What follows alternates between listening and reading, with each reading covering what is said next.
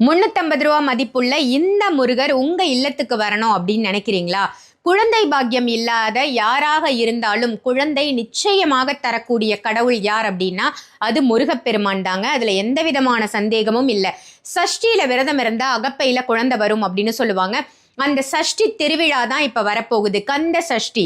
So Kanda Sashti 6 நாள் விரதம் இருந்து இந்த முருகப்பெருமான நாம வழிபாடு செய்யும் பொழுது நிச்சயமாக அகப்பையில், அதாவது பெண்களுக்கு கருப்பையில் குழந்தை தரிக்கும். குழந்தை வரம் வேணும் அப்படின்னு நினைக்கிற யாராக இருந்தாலும் முருகப்பெருமானை வாங்கி வழிபடுங்க. இந்த முருகர் ரூ. 350 பட்ஜெட்ல நம்ம சிருஷ்டி ஒளிக்கு வந்திருக்காரு.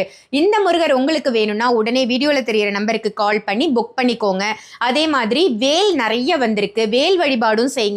நிச்சயமாக குழந்தை பாக்கியம் கிடைக்கும். யாருக்கெல்லாம் குழந்தை இல்லையோ கவலையே படாதீங்க. இந்த கந்த சஷ்டியில நீங்க விரதம் இருந்து அடுத்த கந்த சஷ்டியில முருகன் உங்க கையில தவழ போறாரு. யாருக்கெல்லாம் இந்த முருகர் வேணுமோ வீடியோல தெரியிற நம்பருக்கு கால் பண்ணி முருகரை வீட்டுக்கு அழைச்சுக்கோங்க.